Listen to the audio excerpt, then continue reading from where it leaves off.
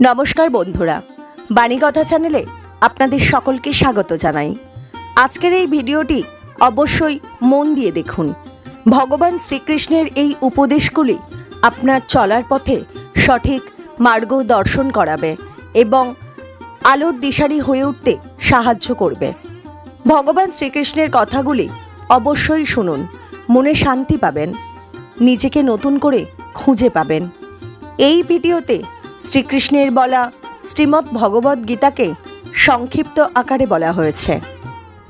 শ্রীকৃষ্ণের বলা এই উপদেশগুলি এতটাই মূল্যবান যে কেউ যদি জীবনে সঠিকভাবে এই উপদেশগুলি পালন করে তাহলে তার জীবন বদলে যাবে এবং সে এক সুন্দর, সুখী ও শান্তিপূর্ণ জীবন কাটাতে পারবে। ভিডিওটি শুরু করার আগে যারা এই চ্যানেলে নতুন তারা অবশ্যই চ্যানেলটি সাবস্ক্রাইব করুন আর বেল বাটনে প্রেস করে রাখুন আরও এই রকম নতুন নতুন ভিডিও পেতে। ভিডিওটি দেখে ভালো লাগলে একটি লাইক করবেন এবং সবাইকে শেয়ার করবেন যাতে তারা এই ভিডিওটি দেখে উপকৃত হয়, এবং কমেন্ট বক্সে জয় শ্রীকৃষ্ণ লিখতে ভুলবেন না। তাহলে আসুন শুরু করি। সংকট, সমস্যা, বিপদ এগুলো তো সকলের জীবনেই আসে। অনেক সময় এমন হয় যে মানুষের জীবনে যখন এমন কোনো বিপদ আসে তখন সে ভয়ভীত হয়ে পড়ে, চিন্তিত হয়ে পড়ে, নিরাশ হয়ে যায়। কিন্তু আমি আপনাকে একটা সত্যি কথা বলি যে আমাদের ব্যক্তিত্বের বিকাশের জন্য, আমাদের নিজেদের লক্ষ্যে পৌঁছে দেবার জন্য এই সংকট, এই সমস্যা এগুলো অত্যন্ত গুরুত্বপূর্ণ। আর এর উদাহরণ আমি নয় বরং প্রকৃতি স্বয়ং দেবে। আপনি নিজেই ধরিত্রী মাতাকে দেখে নিন। ধরিত্রী মাতা সূর্যের তাপ সহ্য করেন কেন? যাতে পৃথিবীতে যে জল রয়েছে তা বাষ্পে পরিণত হয়ে ওপরে উঠে মেঘ হয় আর পৃথিবীতে বর্ষা হয়ে ফিরতে পারে, নতুন জীবন দান করে। আর অন্যদিকে পাতা ঝরার মরশুমে কোনো বৃক্ষকে দেখুন, পাতা ঝরার মরশুমে সমস্ত পাতা ঝরে যায়, তারপরে সেই গাছে নবনির্মাণ হয়, নতুন পাতা জন্মায়, সেই গাছ আবার ভরে ওঠে, সবুজে সবুজ হয়ে ওঠে। সেইভাবেই আপনার জীবনেও সংকট এবং সমস্যা এগুলো তো আসতেই থাকবে, কিন্তু আপনার এগুলিকে ভয় পেলে চলবে না, পিছু হটলে চলবে না, নিরাশ হলে চলবে না, বরং দৃঢ়তার সাথে, সাহসের সাথে তার সম্মুখীন হতে হবে। যদি আপনি এটা করতে শিখে যান তাহলে আপনি দেখবেন যে এই সমস্যা, এই সংকট, এই বিপদ আপনাকে শক্তি প্রদান করবে। আসুন আমার সাথে ভালোবেসে বলুন, রাধা রাধা। প্রকাশ কার মধ্যে থাকে? সূর্য। শীতলতা কার মধ্যে থাকে? চন্দ্রমার মধ্যে। এবার যদি সূর্যের মধ্যে প্রকাশ না থাকে কি হবে? অন্ধকার। যদি চন্দ্রমার মধ্যে শীতলতা না থাকে তাহলে কি হবে? মহা অন্ধকার। সবকিছু অন্তরে আছে, শুভ ভাব আর সত্যতা প্রত্যেকটা মানুষের অন্তরের মধ্যে থাকবেই থাকবে। যদি এটা না থাকে তাহলে জেনে রাখুন কিছুই নেই। যেমন একটা প্রদীপ যা জ্বলছে, যা প্রকাশ দিচ্ছে, অন্ধকারে আমাদের পথ প্রদর্শন করছে। কেন জ্বলে? কারণ ওর মধ্যে একটা সলতে আছে যা জ্বলছে। সলতে কেন জ্বলে? কারণ তার ভিতর ঘি আছে যা ওই সলতেকে জ্বলতে সাহায্য করে। সবকিছুই আমাদের মনের ভিতরেই রয়েছে, ভালো ভাব এবং সততাও। এই নিয়েই কর্ম করতে থাকুন আর জীবনের সামনে এগোতে থাকুন। সমস্ত জীবন আলোকিত হয়ে উঠবে। আসুন আর আমার সাথে ভালোবেসে বলুন, রাধা রাধা। ফাগুন পূর্ণিমাতে পালন করা হয় এই বিশেষ উৎসব, যার নাম শুনতেই রঙের কথা মনে পড়ে, মন উচ্ছ্বসিত হয়ে ওঠে। এই উৎসবের নাম হলো দোল। এমন কি বিশেষ রয়েছে এই উৎসবে যা অন্য কোনো উৎসবে নেই? ত্যাগ। নতুন কোনো রঙকে আপন করে নিতে গেলে পুরনো রঙকে ত্যাগ করে দিতে হয়। সাতরঙা হওয়ার জন্য সাদা কাপড়কেও নিজের উপর নতুন রং ধারণ করতে হয়। আর এই ত্যাগ একেবারেই সরল নয়। সেই জন্যই তো রং খেলার পূর্বে আমরা হোলিকা দহন করি। হোলিকার অন্ত হলো, আর প্রহ্লাদ বেঁচে গেল। অর্থাৎ যা অপবিত্র ছিল, অসত্য ছিল, তার অন্ত হলো, আর যে পবিত্র ছিল, যে সত্য ছিল, সে থেকে গেল। এইভাবে আপনিও আপনার মনের মধ্যে যত বিকার রয়েছে, যে বিকারের বোঝা আপনি বয়ে নিয়ে চলেন, সেই ভার হোলিকা দহনে ভস্ম করে দিন। নিজেকে হালকা বোধ করবেন, আর যখন নিজেকে হালকা বোধ করবেন, নিজে থেকেই জীবনে উন্নতি করবেন। তাই এই দোলে নিজেকে বিকার মুক্ত করুন। দোলের এই আনন্দ আরো অনেক বেড়ে যাবে, আর মন প্রসন্ন হয়ে বলবে, রাধা রাধা। এই বছর দোলে নিজের প্রিয়জনকে কোন রঙে রাঙিয়ে তুলতে চান আপনি? লাল, সবুজ, হলুদ, নীল, সাতরঙা, অনেক রং রয়েছে। আমাকে জিজ্ঞেস করলে আমি বলবো, এই বছরও ওই রঙেই খেলবো যে রং দিয়ে আমি ছোটবেলা থেকে আজ পর্যন্ত খেলে এসেছি। প্রেমের রং। প্রেমের এই রং যা হয়তো দেখা যায় না, কিন্তু যখন এই প্রেমের রং গায়ে লাগে তখন সব রঙই ভালো লাগে। প্রেম যাতে কোনো রং অশুভ মনে হয় না, সবই ভালো মনে হয়। এটা হলো সেই প্রেম যার জন্য আমি প্রেমের দেবতা হয়েছি। আর সত্যি বলতে আপনারও কিন্তু এই প্রেমের রং দিয়ে খেলা উচিত। প্রচেষ্টা করুন। আপনি এই দোলে যত খুশি রং দিয়েই খেলুন না কেন, তাতে এক বিন্দু প্রেমের রং অবশ্যই মিশিয়ে দেবেন। এই দোলের আনন্দ দ্বিগুণ হয়ে যাবে। আপনজন হোক বা পর হোক, সবার সাথে প্রেমের দোল খেলুন। সবাই কাছাকাছি আসবে, আর সবাই কাছাকাছি এলে যে ঊর্জা তৈরি হবে, সেটাই হলো দোলের আসল রং। তাই এইবার দোলে সকলকে প্রেমের রঙে রাঙিয়ে তুলুন, আর এই প্রেম ভাব নিয়েই বলুন, রাধা রাধা। কাক এবং কোকিল এই দুই হলো শ্যামল বর্ণের, কিন্তু এই দুইয়ের মধ্যে যে পার্থক্য, সেটা জানা যায় বর্ষা ঋতুতে। যখন কাক নিজের কর্কশ স্বরে কা কা করে ডাকে, আর সেখানে কোকিল নিজের প্রসিদ্ধ সুমধুর কুহু স্বরে আমাদের মন জয় করে নেয়। এবার এটা শুধু কোকিল আর কাকের সাথে নয়, বরং প্রত্যেক মানুষের সাথে হয়ে থাকে। প্রত্যেক মানুষের ব্যক্তিত্ব তার কথার আড়ালে লুকিয়ে থাকে। যদি আপনি কোনো মানুষকে জানতে চান যিনি নীরবতা পালন করে রয়েছেন, তাহলে হয়তো আপনি তাকে অন্য কিছুই ভাববেন। যদি কারোর ব্যক্তিত্ব সম্পর্কে জানতে চান, তাহলে তাকে বলতে দিন। সেই ব্যক্তির কথা শুনতে শিখুন। যদি এটা আপনি করতে পারেন, তাহলে আপনি নিজে থেকেই জানতে পেরে যাবেন যে সামনের মানুষের ব্যক্তিত্ব ঠিক কেমন। আসুন আর আমার সাথে ভালোবেসে বলুন, রাধা রাধা। আপনি কখনো ভেবে দেখেছেন কি সেই জিনিস যা আপনাকে সামনে এগোতে বাধা দিচ্ছে?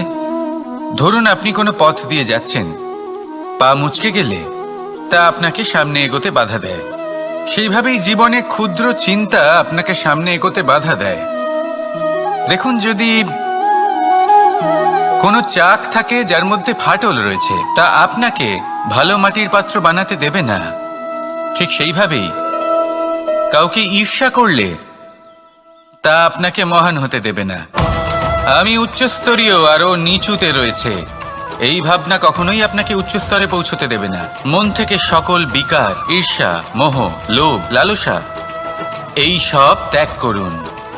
চিন্তা ভাবনাকে বড় করে তুলুন, ধন্যাত্মক বোধ জাগিয়ে তুলুন, আর সম্পূর্ণ সমর্পিত হয়ে কর্ম করুন। মহানুভবতা আর সাফল্য এই দুই আপনার পদানত হয়ে থাকবে। তাহলে আসুন আর আমার সাথে ভালোবেসে বলুন, রাধা রাধা। এই সংসারে এমন কখনোই হবে না যে আপনি কিছু একটা করলেন কিন্তু তার মূল্য আপনাকে দিতেই হলো না। যে কোনো কাজের জন্য, যে কোনো কর্মের জন্য আপনাকে মূল্য দিতেই হবে। প্রকৃতিও আমাদের এটাই শেখায়। আকাশে দেখুন সূর্যকে, প্রত্যেকদিন আমাদের প্রকাশ প্রদান করেন। এনাকে সূর্য নারায়ণ বলা হয়। ইনি কি মূল্য প্রদান করেন? নিজে জ্বলতে থাকেন। ধরিত্রী মাতা, এই ভূমি, ইনি কি মূল্য প্রদান করেন? প্রহার সহ্য করেন। আমরা এই ধরিত্রীতে প্রহার করে মাটি খুঁড়ে তাতে বীজ বপন করি, তবেই আমরা অন্ন লাভ করি, তবেই ফসল পাই। জীবনে যদি আপনাকে সফল হতে হয়, সম্মান পেতে হয়, যশ পেতে হয়, তাহলে আপনাকে মূল্য দিতেই হবে। যদি আপনি সাফল্য লাভ করতে চান, তাহলে দিন রাত আপনাকে ত্যাগ করতে হবে, যেখানে সমগ্র সংসার সন্তোষ অনুভব করছে, আর আপনাকে করতে হচ্ছে পরিশ্রম। যদি আপনি সম্মান প্রাপ্ত করতে চান, তাহলে আপনাকে সেই সুখ ত্যাগ করতে হবে যা সবার কাছে রয়েছে। যদি আপনি যশ লাভ করতে চান, তাহলে নিজের অন্তরকে মেরে ফেলা আপনাকে শিখতে হবে, তবেই আপনি যশ লাভ করবেন। জীবনে শুধুমাত্র ধন মূল্যবান নয়, কিন্তু এই যে মূল্যের কথা আমি বলছি, সেটা যদি আপনি দিতে পারেন, তাহলে নিশ্চিত রূপে এটা আপনাকে আরো মূল্যবান করে তুলবে, নিশ্চিত রূপে গড়ে তুলবে। তাহলে এটাই করুন আর আমার সাথে ভালোবেসে বলুন, রাধা রাধা। असतो मा सद्गमय, तमसो मा ज्योतिर्गमय, মৃত্যুর্মা মৃতঙ্গময়। জ্ঞান সেটাই যা অসত্য থেকে সত্যের পথে চালিত করে। প্রকাশ সেটাই যা অন্ধকার থেকে আলোর পথে নিয়ে আসে। জীবন সেটাই যা মৃত্যু থেকে অমরত্বের পথে নিয়ে যায়। এবার এই তিনটে, জ্ঞান, জীবন এবং প্রকাশ, একই রকম। শূন্য থেকে এর উৎপত্তি হয় এবং আস্তে আস্তে আপনার জীবনে বিস্তার লাভ করে। এবার আমরা এটাই ভাবি যে কেমন করে এই তিনটিকে আগলে রাখা যায়। এর উত্তর হলো, এদের আগলে রাখার প্রয়োজনই নেই, ভাগ করে দিতে হবে। কোনো বৃক্ষকেই দেখে নিন, একটি বৃক্ষ অনেক বছর ধরে বেঁচে থাকে। কেন? কারণ সে ভাগ করে দিতে জানে। সে নিজের বীজ ছড়িয়ে দেয়, এই ধরিত্রীতে দেয়, সেই বীজ যা অঙ্কুরিত হয়ে এক নতুন বৃক্ষকে জন্ম দেয়। শুধু ছড়িয়ে দিয়ে একটি বৃক্ষ জীবন দান করতে পারে। যদি কোনো ব্যক্তি জ্ঞান ছড়াতে শিখে যান, যদি প্রকাশ, আলোর কিরণ ছড়িয়ে দিতে শিখে যায়, কোনো ব্যক্তি তার জীবনের সুখ ছড়িয়ে দিতে শিখে যান, তাহলে তিনি মৃত্যুর পরও মৃত হন না। এই ভাগ করে দেওয়ার সুখটাই কিছুটা আলাদা। এই সুখ অনুভব করুন আর আমার সাথে ভালোবেসে বলুন, রাধা রাধা। এই সংসারের সব থেকে বড় যুদ্ধ কোনটা? দেব-অসুরের যুদ্ধ যা অনেক বছর ধরে চলেছিল, নাকি রাম রাবণের যুদ্ধ, নাকি মহাভারত? না, সংসারের সব থেকে বড় যুদ্ধ হলো সেইটা যা নিজের সাথে লড়া হয়, নিজের মনের সাথে লড়া হয়, নিজের অন্তরের সাথে লড়া হয়। এটাই সব থেকে বড় যুদ্ধ। এবার নিজেই দেখুন আপনার সব থেকে বড় শত্রুকে। আপনার স্বার্থ, আপনার কামনাগুলি, আপনার অহংকারগুলি, যা আপনাকেই নষ্ট করে দেয়। যদি এদের ওপর আপনি বিজয় লাভ করতে পারেন, তাহলে ধরে নিন এই সংসারে সবার উপরে আপনি বিজয় লাভ করতে পারবেন। এই সংসারে কেউ আপনাকে পরাজিত করতে পারবে না, কিন্তু তার জন্য প্রয়োজন অনুভূতির। অনুভূতি ভালোবাসার, অনুভূতি অনুপ্রেরণার। যে ব্যক্তি ভালোবাসতে পারেন এবং প্রেরণা দিতে পারেন, তিনি চিরকাল জয় লাভ করতে পারেন। নিজের কাছে ভালোবাসার এক অস্ত্র রাখুন আর প্রেরণার এক ঢাল। জীবনে কেউ আপনাকে পরাজিত করতে পারবে না। আসুন আর আমার সাথে ভালোবেসে বলুন, রাধা রাধা। খুব বড় একটা প্রশ্ন করতে চলেছি। এই সংসারের সব থেকে বেশি সুখী কে? এবার কেউ বলবে সেই ব্যক্তি যিনি সব থেকে বেশি ধনী, যার কাছে সব থেকে বেশি ধন আছে, আভূষণ আছে, স্বর্ণ আছে। কেউ বলবেন কোনো রাজ্যের রাজা, কারণ তিনি শাসন করতে পারেন, তার আদেশ ছাড়া কোনো কাজ সম্ভব নয়, ইত্যাদি ইত্যাদি। এর উত্তর যদি আমি দিই, তাহলে এটুকুই বলবো, সংসারের সব থেকে সুখী ব্যক্তি হলেন তিনি যিনি সন্তুষ্ট। তার কাছে সন্তোষরূপী ধন আছে, যা তাকে সুখী রাখে। এবার এই সন্তুষ্টি সেটা কিভাবে আসে জীবনে? এটা আসে ধৈর্যের কারণে। ধৈর্যের এই অনুভূতি অত্যন্ত শক্তিশালী। এই ধৈর্যই কিন্তু আমাদের ধরিত্রীকে ধরিত্রী মাতা করে তোলে, কারণ ধরিত্রী মাতা ধারণ করেন, সহ্য করেন, ধৈর্য ধরেন এবং নিজের কর্ম করতে থাকেন। সেটা ধৈর্যই ছিল মাতা সীতার মধ্যে, যা রাবণের অন্ত করে দিল। এই ধৈর্যের কারণেই নারায়ণ কুর্ম অবতার ধারণ করেছিলেন, বড় একটা পর্বতকে পৃষ্ঠে ধারণ করেছিলেন এবং সমুদ্র মন্থনকে সম্ভব করেছিলেন। সেই জন্য সর্বপ্রথম মনের মধ্যে ধৈর্যকে নিয়ে আসুন। এই ধৈর্যই আপনাকে সন্তুষ্টির পথে নিয়ে যাবে, আর এই সন্তুষ্টি আপনাকে লোভ, মোহ এবং লালসার পথ থেকে দূরে নিয়ে সুখের পথে নিয়ে যাবে। আর তখন এই মন প্রসন্ন হয়ে বলবে, রাধা রাধা। মানুষ চিরকাল বড় মানুষ হয়ে উঠতে চায়, সবসময় সেই নিয়ে কল্পনা করে। কিন্তু প্রশ্ন হলো এটাই যে মানুষ বড় কখন হতে পারে? যখন সে ধনী হয়ে ওঠে, নাকি যখন তার কাছে সম্মান থাকে, নাকি যখন রূপবান হয় বা অধিক শক্তিশালী হয়? মানুষ বড় মানুষ তখনই হতে পারে যখন বিপদের সময় সে অন্য কোনো মানুষের পাশে এসে দাঁড়ায়। তাই সর্বপ্রথম এটা শিখুন। হয়তো এই জন্যই হনুমান শ্রীরামের কাছে এতটা বড়, আর হয়তো এই জন্যই বলরাম দাদা আমার কাছে এত বড়। যদি আপনিও জীবনে বড় হয়ে উঠতে চান, তাহলে কারোর সাথে তার দুঃখের সময়, তার সংকটের সময় তাকে সঙ্গ দিন আর পাশে এসে দাঁড়ান। এই মন প্রসন্ন হয়ে বলবে, রাধা রাধা। জীবনে সবথেকে বেশি গুরুত্বপূর্ণ বস্তু কি? বাড়ি, বাহন, সোনা, ধন। যদি আমি সত্যি বলি, তাহলে জীবনে সবথেকে বেশি গুরুত্বপূর্ণ বস্তু কোনো বস্তুই নয়। যদি কিছু গুরুত্বপূর্ণ থাকে, তাহলে তা হলো অনুভূতি, করুণা, মিত্রতা, মাতৃত্ব, বাৎসল্য, আর সবথেকে বেশি গুরুত্বপূর্ণ ভালোবাসা। নিজেদের এই জীবনে যদি আপনি শুধুমাত্র বস্তুর খেলাতে মেতে থাকেন, তাহলে জীবনে আনন্দ কখনোই থাকবে না। নিজের এই জীবনকে অনুভূতির পীঠস্থান বানিয়ে তুলুন। এই মন প্রসন্ন হয়ে বলবে, রাধা রাধা। যখনই কোনো ঘূর্ণিঝড় আসে, কোনো প্রলয়ে আসে, তখন দেখবেন তা কত বৃহৎ প্রভাব ফেলে, কত বড় বিনাশ ঘটায়, বিধ্বংস সৃষ্টি করে। যখন বন্যা আসে, তখন কত গভীর প্রভাব ফেলে, কত সর্বনাশ ঘটায়। নদীর পাড়ও ভেঙে বয়ে নিয়ে যায়। সেখানে কোনো গাছকে দেখুন, শান্তভাবে দাঁড়িয়ে থাকে, চুপ করে, আর নিজের কাজ করে, ছায়া প্রদান করে, ফল প্রদান করে, কোনো শব্দ না করেই নীরবে কর্ম করে। যদি নদীর কথা বলি, নদী যখন বয়ে চলে, খেতে জল প্রদান করে, বনস্পতিদের প্রাণ প্রদান করে, আমাদের পানীয় জল দেয়। এত মহান কাজ করে কোনো শব্দ না করে, নীরবতার সাথে।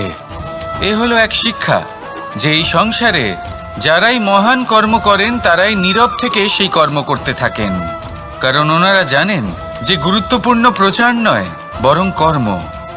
আর যারা রুদ্রের সাথে থাকেন, কোলাহল করেন, তারা শুধুমাত্র ধ্বংসই করেন। এবার আপনি মৌন থেকে শুধুমাত্র কর্ম করে মহান হতে চান, নাকি রুদ্রের সাথে থেকে বিধ্বংস ঘটাতে চান? সিদ্ধান্ত আপনারই। আসুন আর আমার সাথে ভালোবেসে বলুন, রাধা রাধা। আপনি জীবনে কি হবেন সেটা আপনার পরিশ্রম, আপনার নিরন্তর প্রয়াস আর আপনার নির্বাচিত দিশার উপর নির্ভর করে না। এটা নির্ভর করে আপনার সঙ্গতির উপরেও। এই সঙ্গতি যা হলো অত্যন্ত গুরুত্বপূর্ণ।